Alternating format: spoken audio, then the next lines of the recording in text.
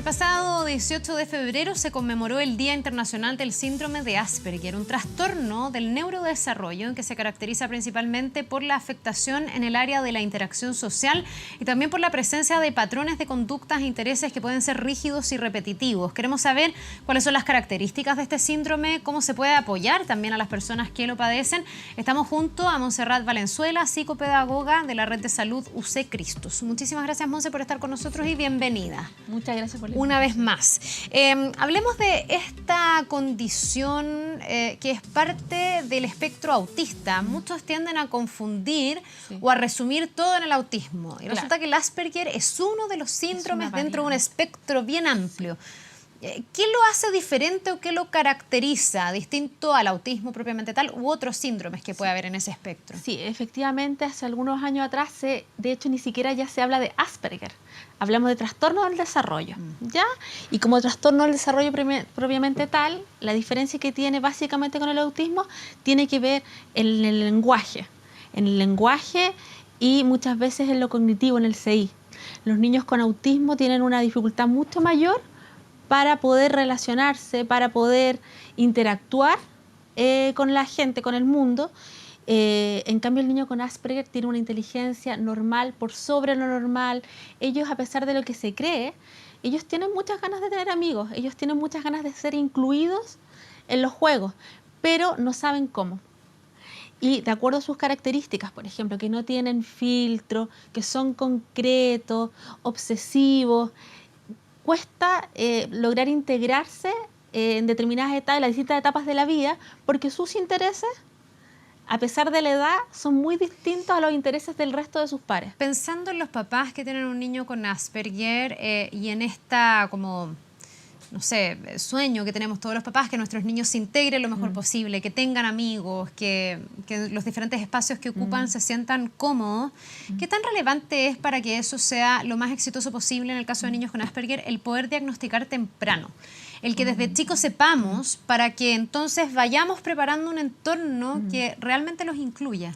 Sí, la verdad es que en nuestro país lamentablemente estamos súper carentes, se habla mucho de inclusión, pero para incluir necesitamos educación, ¿verdad?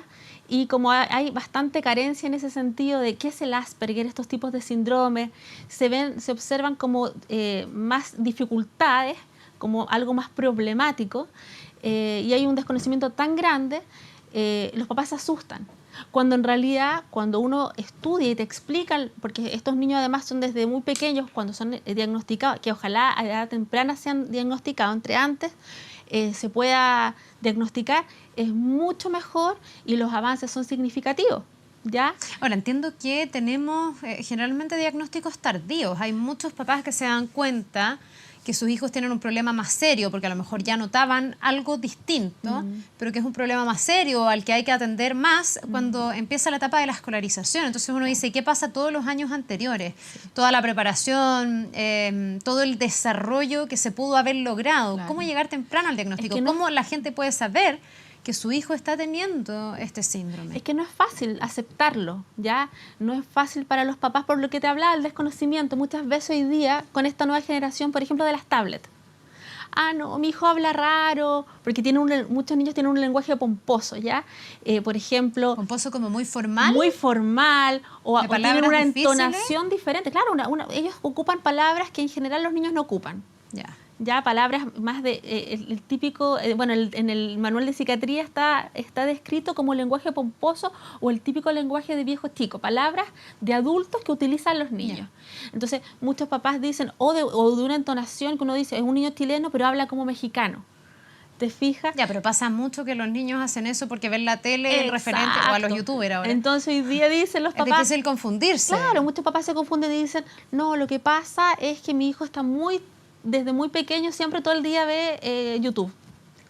No, pero uno, la verdad es que se tiene que sacar una venda. El niño que presenta dificultades de lenguaje, que tiene algunas obsesiones muy marcadas, ellos pasan por periodos muy marcados de obsesiones. Por ejemplo, les gustan los dinosaurios, les gustan los autos, no juegan a los autitos de la forma tradicional de otros niños, ¿ya? Ellos se encierran, por ejemplo, en un círculo de autos, los ordenan por color. te fijas, presentan dificultades en el tema de los sonidos. Para ellos perciben el mundo de una forma diferente. Los sonidos para ellos son gigantes y les duelen los oídos. Entonces, muchas veces para las demás personas son niños maleducados, niños mañosos, que están haciendo una pataleta, pero en realidad ese niño en ese minuto está con una crisis en la cual está somatizando y se siente afectado frente, por ejemplo, a los bomberos que pasaron o al celular que sonó. ¿Cómo es la interacción de estos niños con los otros niños? A ver, en general, todo, yo lamentablemente digo, siempre depende de cómo nosotros los padres hemos tratado y trabajado esto desde que son chiquititos. Y es súper importante que uno, desde que empieza a observar estas dificultades, yo siempre digo, uno se tiene que basar en el problema. En el síntoma, por decirlo de alguna forma. Y si uno ve que el niño presenta esta dificultad, enseñarle la empatía. Desde que son súper chiquititos, explicarles el porqué. ¿Y la aprenden? Y la aprenden, y sí, súper bien. Pero, claro, cosas que uno siente que están, que vienen como adquiridas, ya, en todas las personas, en el caso de ellos no. Entonces, por ejemplo, un niño con un trastorno del desarrollo es súper común que te diga, mamá, ¿por qué esa señora está tan gorda? Y uno digo, ¡ay, qué vergüenza! O mamá, ¿por qué ese niño está tan sucio? No me gusta ese niño. Y para el resto uno dice, ¡ay, pero qué desubicado! ¿Pero cómo dice eso? Pero en realidad uno le tiene que explicar, mira, todos somos diferentes, hay cosas buenas y malas, y nos tenemos que aceptar. Bueno, lo mismo que podría pasar con un niño que no tuviera el síndrome. Exacto, pero es algo que se desarrolla, que se aprende. Pero lo que te explicaba en un comienzo, lamentablemente, por desconocimiento, uno cree que estas son enfermedades, ¿te fijas? Cuando en realidad un niño con Asperger tiene cosas tan positivas, son niños que no mienten, niños súper genuinos, ellos te quieren genuinamente. Niños, bueno, que tienen un muy buen rendimiento, que tú los puedes encauzar muy bien. Cuando tú enseñas la empatía en ellos la desarrollan de tal forma que logran comprometerse con el otro. Tú dices son niños que te quieren profundamente. Yo he conocido casos de mamás con niños con el síndrome de Asperger que me dicen una de las cosas que a mí como mamá más me duele y que yo empatizaba cuando se los escuchaba decir, porque ponerse en ese escenario es súper duro. Sí. Lo que más me duele es que yo le doy mucho amor y él no me lo devuelve, no me lo expresa. No es que ellos no sientan cariño, sino que tienen una dificultad en expresar ese afecto. Sí, yo creo que uno les tiene que dar las herramientas para que ellos puedan expresar el sentimiento. Que no lo van a expresar como habitualmente lo hacen los niños, que uno le da un abrazo y ellos te comen a besos de vuelta, digamos, claro, a lo mejor de otra manera. Lo que pasa es que, como te explicaba, los sentimientos uno no los racionaliza, porque los vive, los siente, son inherentes. Son espontáneos. Espontáneos. Claro. Pero en este caso tenemos que explicar el sentimiento. Por ejemplo, la mamá te ama porque te cuida, porque te abraza, porque en la noche te da un besito todos los días, una forma de expresarte de tu amor, el amor que uno siente por ti, acompañándote en tal y tal. Uno le explica. Es bueno ir verbalizando con ellos y explicando. Porque así tú le enseñas cuáles son las formas de las cuales yo puedo expresar el cariño. Esa verbalización debe ser concreta. Porque también he visto casos que frente a niños con Asperger, cuando tú intentas hablarles en un sentido figurado, hacerles algún ejemplo como un poco más mágico, digamos, ellos francamente no lo entienden. Por ejemplo, algo tan básico, en verano, ¡ay, me duele tanto la cabeza, me muero del dolor! Un niño con Asperger, mamá, no te mueras, mamá, ¿te sientes bien, mamá? Y siente la angustia. Él se angustia, porque tú le estás diciendo, me muero de calor, me muero del dolor de cabeza. Son niños súper literales, ¿no? Súper. O sea, toman al pie de la letra. Eso hace, y también lo he visto en otros casos, que no conecten tanto con el humor tradicional, que entiendan la ironía. Muchas veces se pueden sentir ofendidos porque uno ironiza con ciertas cosas y para ellos es tan literal, claro, que termina siendo una ofensa. O no entienden lo gestual. No entienden las entonaciones. Si tú estás enojado, porque por ejemplo hoy día en un colegio, ya el profesor, por un tema de gran cantidad de alumnos, tiene que levantar la voz. Pero el niño con Asperger cree que el profesor está enojado. Entonces todas esas cosas, desde que son súper pequeñitos, nosotros los tenemos que preparar. ¿Te fijas? El profesor va a levantar la voz no porque esté enojado contigo. Ahora, Monse, esto tiene una dificultad adicional, entiendo yo, porque estamos hablando como en el general, pero también hay distintos niveles de severidad. Sí. Hay algunos que tienen un Asperger mucho más como complejo y otros que a lo mejor tienen algunos rasgos, pero que tienen una forma de desenvolverse más típica, más común, digamos. Ahí me imagino que los tratamientos deben ser caso a caso. No hay una fórmula ni una regla general para los papás que tienen un hijo con este síndrome. Yo creo que hoy día lo bueno que estamos viviendo de que hoy día hay más información. Hay más tratamientos, ¿verdad? Nos acompañan muchos especialistas, ¿te fijas? Entonces, en ese camino, los niños con diagnóstico de trastorno del desarrollo, hoy día las posibilidades a futuro son muy buenas. Los niños que ya son mayores, más grandes, adultos con Asperger hoy día, sí podemos ver que han tenido un camino más difícil, más solitario, más triste. Hoy día un niño con Asperger, bueno, hoy día los niños van a la universidad, les va muy bien en el colegio, se incluyen bien en los colegios. Sí, pero también hay una tremenda como frustración de muchos papás que tocan puertas de colegios y al decir que tienen Asperger no los reciben. Sí, por lo que no sé cuánta apertura hay tanto que se usa la palabra inclusión y yo he conocido varios casos de gente que ha tenido que mentir y decir que no se había dado cuenta. Bueno, y cuando están dentro del colegio asumir... Lo triste es eso, y tú tienes toda la razón. Hoy día en Chile se habla mucho de inclusión, mucho, y que nos ponemos pero no existe la empatía y la inclusión va de la mano con el respeto y el conocimiento, el aprendizaje. Entonces, en la medida que siga habiendo desconocimiento de lo que realmente es este trastorno, lamentablemente van a seguir habiendo colegios que no acepten, pero por desconocimiento. Claro, pero también porque me imagino que el desafío educativo es mucho mayor. O sea, si ya para los colegios es un desafío poder educar a los niños que en condiciones absolutamente normales, sin ningún síndrome, se aburren dentro de la sala de clases, que no se concentren. Hoy día además tenemos todo el impacto de lo digital, etcétera. Me imagino que también los colegios deben hacer un esfuerzo por incluir, pero incluir bien. La comunidad tiene que educarse respecto a este tema. El profesor a lo mejor va a tener que tener paciencia, estrategias distintas. O sea, hay un trabajo ahí, un desafío pedagógico grande, ¿no? Es un desafío, pero aunque tú no lo creas, si esto lo... Pero mira, depende mucho de los papás. Y vuelvo a insistir, si este desafío se va a hacer menor si nosotros como papás nos sacamos la venda desde el minuto que nosotros captamos algunos síntomas en nuestros hijos. Si nosotros pequeñitos, ya a los 2 años y medio, 3 años, notamos algunas diferencias al comparar a nuestro niño con el resto, podemos llegar ya al pre-kinder, kinder, con un niño ya más formado, donde ya no presenta tanta dificultad con los sonidos, con un niño que no lo tenemos aislado, que se sabe relacionar mucho mejor. Ahora, ¿cómo se llega a diagnosticar a ciencia cierta que aquí lo que pasa es el síndrome de Asperger? Porque a lo mejor podría ser otro dentro del espectro autista, podría ser un síndrome de trastorno de déficit atencional, podría ser simplemente una etapa del niño, algo pasajero, que está con alguna dificultad en particular que no le permite tener un desarrollo cognitivo como al ritmo de los demás. Claro. ¿Cómo se llega a ciencia cierta? ¿Hay algo que permita determinar sí, mira, 100% seguro es Asperger? Generalmente el lenguaje, ya que es este lenguaje tardío, este lenguaje pomposo que hablábamos recién, muchas veces las primeras personas también en notarlo son las profesoras del jardín, ¿ya? Que nos dicen, sí, él juega súper bien, pero juega solo.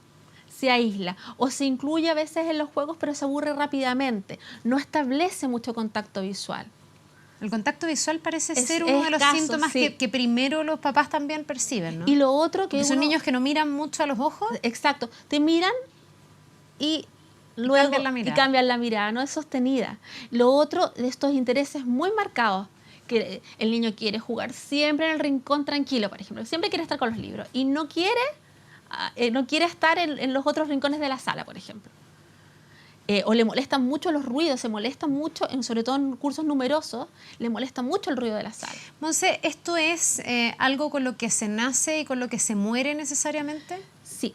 Hoy día hay muchos estudios todavía al respecto de cuál es el origen, si realmente es genético o existen otros factores, pero es algo que sí se puede manejar, que sí se puede trabajar. Hay muchos especialistas los cuales se dedican, de acuerdo a su área, a trabajar cada deficiencia del trastorno y se obtienen muy buenos resultados. Y yo vuelvo a insistir, ¿cuál es la base acá?